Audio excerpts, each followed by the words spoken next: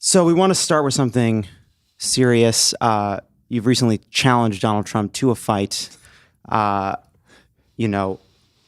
It's important that we get the messaging around this right. So we did want to run a few of the names that we were considering for the fight by you. And you stop me when you feel like we've hit a winner. Scranton Squabble. Look. MAGA Saga. Wait, I want to hear him. That's good. 1600 Pennsylvania Avenue, the Donnie Joe Donnybrook, the Big Fucking Duel, or Spar-a-Lago. I think they're all good guys, but what I did say was the way this came up, and I shouldn't have said what I said. I shouldn't have brought it up again because I don't want to get down in the mosh pit with this guy.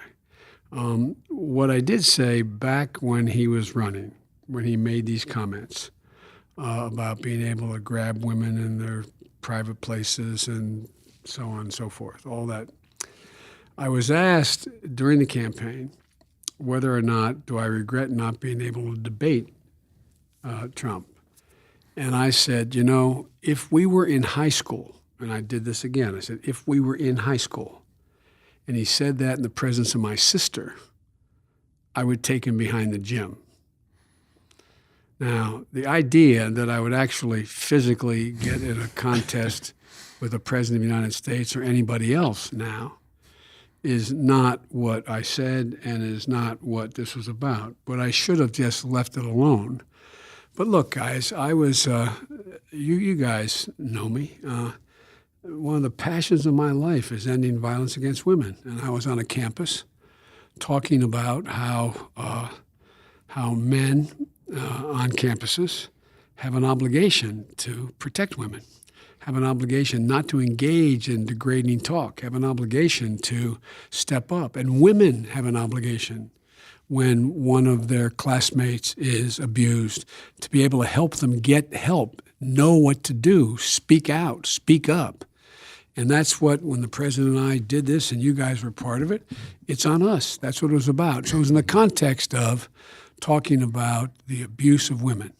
And the truth of the matter is, I find the behavior, the talk, vulgar. I find it degrading. And I think what it does encourage the minority element of a male population to think it's okay to engage in the behavior the president talks about. So that was a context. And I did say, I used again, in high school. Right. I never, ever at any time said I would like to personally, physically, et cetera. But it is, I think it's important to continue to make the point. Women are entitled to be treated with respect, damn it.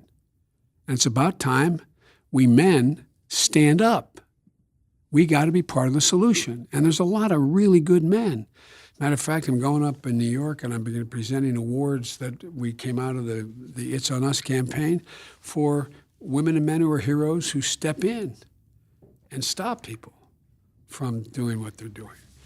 And the context of this was, I said, any fraternity brother who sees one of his brothers with a freshman girl who's drunk start to walk up the stairs with that young woman, if they don't walk over and say, not in my house, not in my house, they're a coward.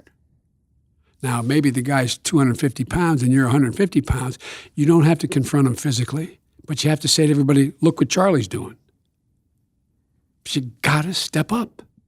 That was the context. Yeah.